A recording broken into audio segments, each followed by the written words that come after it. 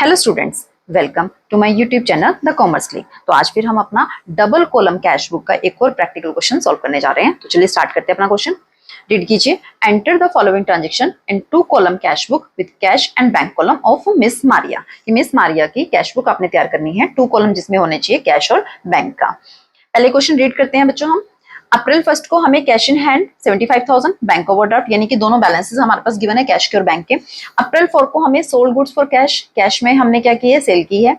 अप्रैल 5 को हमने cash bank में डिपॉजिट कराई है। 6 अप्रैल को हमने परचेज गुड्स फ्रॉम रजनी की है। अब ये ध्यान से पढ़ो बच्चों, purchase goods from Rajni, Rajni से हमने गुड्स परचेज करी है, तो ये उधार की एंट्री है, क्योंकि इसमें कहीं भी कैश वर्ड यूज नहीं हुआ, चेक वर्ड यूज नहीं हुआ, तो ये उधार की एंट्री है। और उधार की एंट्री हम अपनी कैश बुक में नहीं लिखते। मैंने कल समझाया था ना कि जो एंट्री आपने नहीं करनी उसके सामने क्या करना है, छोटा सा कट लगा देना, ताकि जब क्वेश्चन सॉल्व करेंगे तो हमें याद आ जाएगा कि हमने ये वाली एंट्री नहीं करनी है।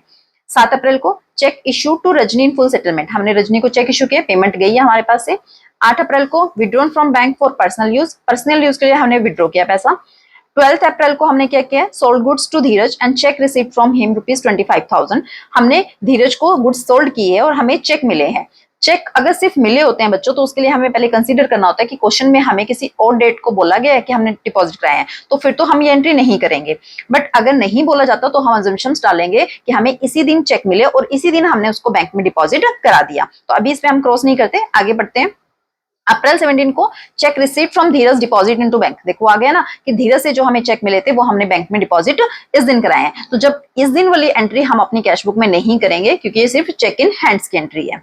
अप्रैल 20 को बैंक चार्जेस, ये बैंक से जाते हैं। अप्रैल 22 को इंटरेस्ट चार्ज बाय बैंक, ये भी बैंक ने इंटरेस्ट चार्ज किया है। अप्रैल 23 को receive cash from bank, bank से कैश आई है। अप्रैल 28 को paid Maria's life insurance premium by cheque, हमने मारिया का लाइफ इंश्योरेंस, मारिया कौन थी, अब बिजनेस ओनर थी, ठीक है। तो जब बिजनेस ओनर के लाइफ इंश्योरेंस प्रीमियम होता है वो उसका पर्सनल एक्सपेंस होता है, तो इसलिए किस नाम से जाएगा बच्चों, ये ड्राइंग के नाम से जाएगा। हमने चेक से पेमेंट की है 15,000।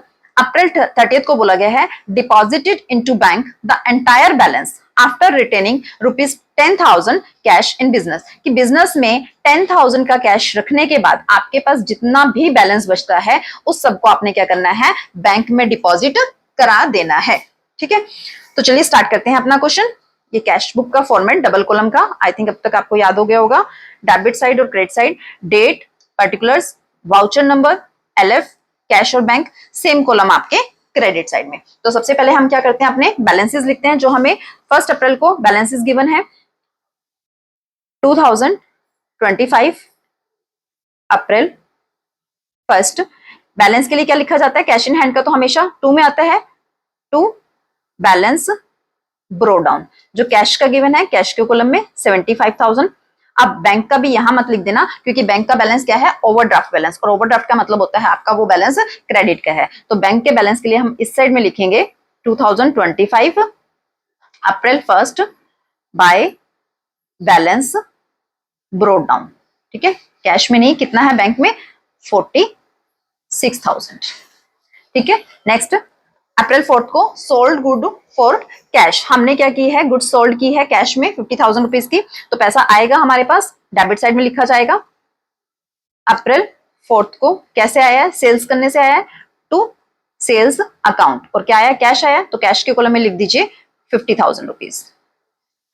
नेक्स्ट, अप्रैल 5 को कैश डिपॉजिट इनटू बैंक ₹80,000, कि हमने क्या किया, बैंक में कैश डिपॉजिट कराई है, तो ये हमारी कॉन्ट्रा एंट्री है, तो जो दोनों साइडों में जाएगी, अप्रैल 5 इस साइड भी जाएगी और इस साइड भी जाएगी, ठीक है। अब कैश जब हम बैंक में जमा कराते हैं तो कैश हमारे पास से गई है, तो पहले हम इधर लिखते हैं कहाँ गई है, बैंक में गई है, बाय बैंक अकाउंट, ठीक है। कॉन्ट्रा एंट्री की पहचान के लिए LF के कॉलम में C, और जब बैंक लिखा गया है तो अमाउंट किस में आएगी, कैश के कॉलम में आएगी, 80,000 रुपीज, ठीक है। अब यहाँ बैंक लिखा है तो यहाँ पर क्या लिखा जाएगा, टू कैश अकाउंट, कैश लिखा है, कॉलम कौन से में जाएगा, 80,000 रुपीज बैंक के कॉलम में जाएगा। क्लियर है, ये Contra entry I think last video में बहुत अच्छे से समझाई गई थी आपको, तो क्लियर होगी कैसे हमने इसको दोनों तरफ लिखना है। और कॉन्ट्रा एंट्री की पहचान के लिए हमेशा LF के कॉलम में क्या लिखा जाता है, C लिखा जाता है। क्लियर है ये। नेक्स्ट करते हैं अप्रैल 6, देखिए आप क्रॉस किया हुआ है तो अप्रैल 6 को पढ़ने की जरूरत ही नहीं है, क्योंकि ये वाली एंट्री हमारी आएगी ही नहीं। नेक्स्ट बढ़ते हैं, अप्रैल 7 को हमने क्या किया है, चेक इशू किए हैं रजनी को, तो हम पेमेंट दी है हमने, इसलिए हम इस साइड में लिखेंगे अप्रैल 7 बाय क्यों गई है पेमेंट हमारी? रजनी के लिए गई है, तो बाय रजनी। पेमेंट कैसे दी है? चेक से दी है, तो चेक यानी कि बैंक के कॉलम में हम अमाउंट लिख देंगे 28,800 का। नेक्स्ट, अप्रैल 8 को withdrawn from bank for personal use, personal use के लिए 5,000 रुपीज निकाले हैं। अब ये आपकी कॉन्ट्रा नहीं है बच्चों, गलती मत कर देना कि पर्सनल यूज के लिए या पैसा विड्रॉ किया बैंक से तो कैश टू बैंक बनेगी, क्योंकि ये पर्सनल यूज है और पर्सनल यूज के लिए क्या वर्ड यूज होता है? Drawings account. तो ये हमारी सिर्फ एक पेमेंट की एंट्री है जो हमारी पेमेंट साइड में लिखी जाएगी। अप्रैल 8 बाय क्या लिखा जाएगा? क्यों निकाले पैसे बैंक से? ड्रॉइंग्स के लिए निकाले हैं, तो बाय ड्रॉइंग्स अकाउंट। ठीक है, बैंक से निकाले हैं तो बैंक में आ जाएगा 5,000 रुपीज। क्लियर है? अगर आपने ऑफिस यूज के लिए पैसे निकाले होते तो वो कॉन्ट्रा एंट्री बनती है, बट अगर पैसा आप अपने पर्सनल यूज के लिए निकालता है बिजनेसमैन, तो वो क्या होती है? हमारी पेमेंट की तरह उसकी ट्रीटमेंट की जाती है। नेक्स्ट, अप्रैल 12 को हमने क्रॉस किया हुआ है तो नहीं पढ़नी। अप्रैल 17 को cheque receipt from Dheeraj deposited into bank. ठीक है, हमने क्या किया है? बैंक में पैसा जमा कराया है, तो बैंक में पैसा आया है अप्रैल 17 को। अप्रैल 17 टू क्या लिखा जाएगा? चेक्स इन हैंड, क्योंकि हमने क्या जमा कराए हैं? जो हमें किसी और डेट पे चेक्स मिले थे वो हमने जमा कराए हैं, तो यहां लिख देंगे चेक्स इन हैंड अकाउंट। ठीक है, कितने के चेक थे हमारे जो धीरे से मिले थे? 25,000 के, वही हम जमा कराएंगे, तो 25,000 हमारा ये बैंक में आ जाएगा। क्लियर है? नेक्स्ट पढ़ते हैं। 20 अप्रैल की बैंक चार्जेस है 500 रुपीज के, 20 तारीख को पेमेंट है, तो यहां लिखेंगे अप्रैल 20 बाय बैंक चार्जेस अकाउंट। अब बैंक चार्जेस कभी कैश से मत कर देना बच्चों, क्योंकि बैंक जो भी अपने खर्चे आपसे चार्ज करता है वो सीधे आपके अकाउंट से डिडक्ट किए जाते हैं, ना कि आपसे कैश मांगी जाती है। तो ये सीधा कहाँ जाएगा? आपका बैंक अकाउंट में जाएगा। ठीक है, बैंक चार्जेस जो थे 500। अब अप्रैल 22 को इंटरेस्ट चार्ज किया बैंक ने 2500 का, ये भी आपकी पेमेंट है। ठीक है, इंटरेस्ट आपका खर्चा है। कौन सी डेट को? ये अप्रैल 22 बाय इंटरेस्ट चार्ज। अब ये भी बैंक ने चार्ज किया है, तो बैंक कहां करेगा? सीधा आपके बैंक अकाउंट से करेगा, तो यहां पर आपका आ जाएगा 2500। क्लियर? नेक्स्ट करते हैं। अप्रैल 23 को received cash from Mayank, Mayank से आपको कैश मिली है कितनी? 28,000 को, तो कैश आई आपकी कहां जाएगी? डेबिट साइड में। अप्रैल 23 कहां से आई है? मयंक से आई है टू मयंक। कितनी कैश दी है उसने? मयंक ने कैश रिसीव फ्रॉम मयंक 28,000, तो कैश के कॉलम में चला जाएगा हमारा 28,000। ठीक है, नेक्स्ट पढ़ते हैं अप्रैल 23 के बाद।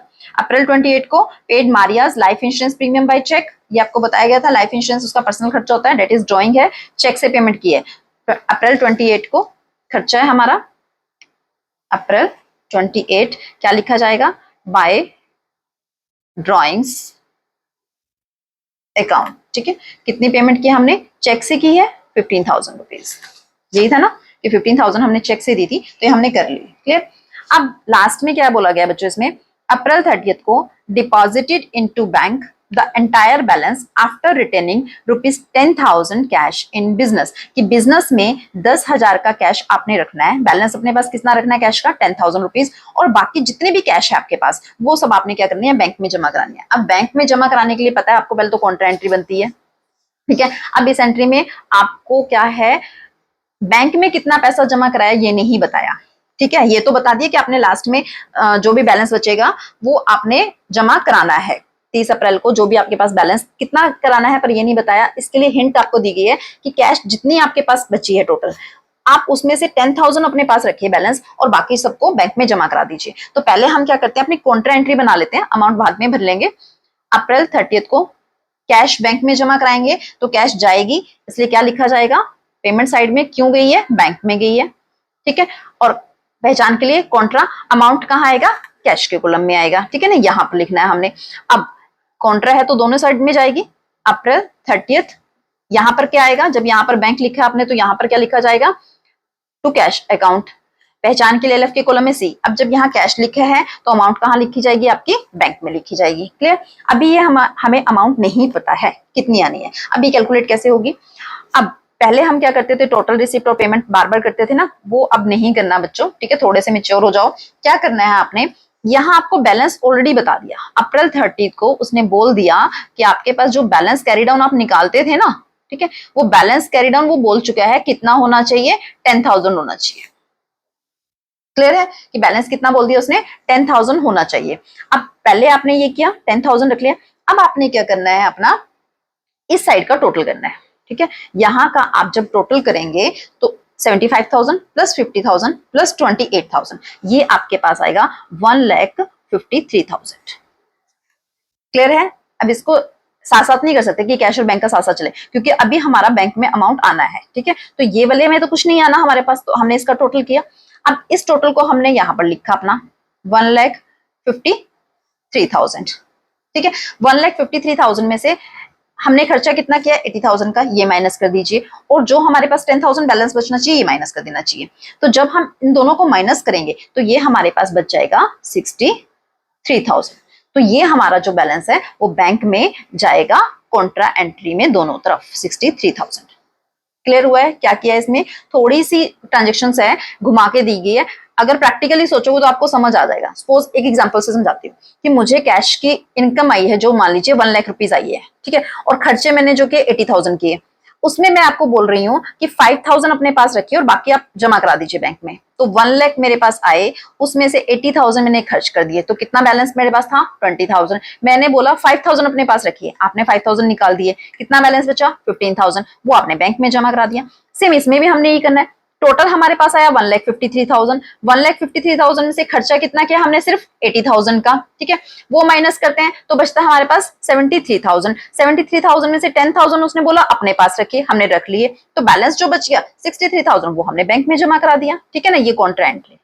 आई थिंक क्लियर है, इतना मुश्किल भी कोई कंसेप्ट नहीं है। अब हो गया सारे में, यहाँ पर आ गया हमारे पास, तो हम इसका टोटल करेंगे। जब इसका टोटल करेंगे तो ये आएगा हमारे पास 1,68,000। इस साइड भी ये लिखा जाएगा 1,68,000। इसका पहले बच्चों रफ में टोटल करके देखना, क्योंकि बैंक का इस साइड भी ज्यादा आ सकता है और इस साइड भी ज्यादा आ सकता है, ठीक है। तो रफ में पहले आपने दोनों साइडों को टोटल करके देखना है, जोन सा ज्यादा होता है वो लिखा जाता है। इस क्वेश्चन में आपका ये वाला ज्यादा है इसलिए ये लिखा जाएगा। अगर किसी क्वेश्चन में ये वाली साइड ज्यादा होती है तो ये लिखा जाता है, ये यहाँ पर ट्रांसफर होता है, इसमें से माइनस करने के बाद जो बचता है फिर बैलेंस कैरी डाउन इस साइड बचता है, ठीक है। बट इस क्वेश्चन में जो है ये वाला बैलेंस ज्यादा आ रहा है 1,68,000। 1,68,000 से जब हम अपने ये पेमेंट्स माइनस करेंगे तो ये हमारे पास बैलेंस बचता है 70,200 का, ठीक है। तो ये हमारे पास क्या रह गया, बैलेंस कैरी डाउन हो गया। अब हमने क्या करना था, अगले महीना, ठीक है, 2025 अप्रैल के बाद क्या आएगा, मई 1 क्या करेंगे, बैलेंस ब्रो डाउन करेंगे। टू बैलेंस ब्रो डाउन, दोनों का कैश का कितना है 10,000 और बैंक का कितना है 70,200। तो ये हमारे बैलेंस ब्रो डाउन हो गए। आई थिंक क्लियर है आपको ये क्वेश्चन। ऊपर के जितने थे वो तो इजी थे, लास्ट वीडियो से में जो समझाए गए थे वही थे। इसमें जो नया कंसेप्ट आया है, जो लास्ट ट्रांजेक्शन हमें बोली गई थी कि 10,000 का कैश अपने बिजनेस में रखने के बाद जितना भी बैलेंस आपके पास बचता है आपने वो बैंक में डिपॉजिट करा देना। उसके लिए हमने क्या करना है बच्चों, पहले कॉन्ट्रा एंट्री पास कर लेनी है, अमाउंट नहीं फिल करनी है, ठीक है। उसके बाद बैलेंस कैरी डाउन लिख के जितना भी कैश में बोला गया, 10,000 बोला गया है, 50,000 बोला जाता, 5,000 बोला जाता, कुछ भी बोला जाए, आपने बैलेंस लिख देना है। अपने रिसिप्ट साइड की टोटल करनी है, उस रिसिप्ट में से आपने जो बैलेंस लिखा है वो भी माइनस कीजिए, और जितनी भी पेमेंट, जैसे इस क्वेश्चन में तो एक ही पेमेंट है, अगर जितनी भी पेमेंट होती आपने सारी पेमेंट लेस कर देनी है और बैलेंस भी लेस कर देना है। फिर जो बचेगा वो अपनी कॉन्ट्रा एंट्री में फिल कर देना। उसके बाद बैंक का ट्रीटमेंट कर लेना आप, बैंक के टोटल करके कि कौन सी साइड ज्यादा है, डिफरेंस निकाल के कैरी डाउन निकाल लेना, ठीक है ना। कैरी डाउन इधर होता है तो ब्रो डाउन इस साइड आता है। अगर कैरी डाउन आपका बैंक का, जैसे क्योंकि कैश का तो इस साइड हो नहीं सकता, बैंक का हो सकता है, अगर बैंक का कैरी डाउन इस साइड बचता तो उसका ब्रो डाउन आपका इस साइड जाता। क्लियर है। तो ये आपका आज का क्वेश्चन था। होप आपको इसमें कंसेप्ट अच्छे से क्लियर हो गया होगा। तो मिलते हैं अपनी नेक्स्ट वीडियो में। Thank you so much.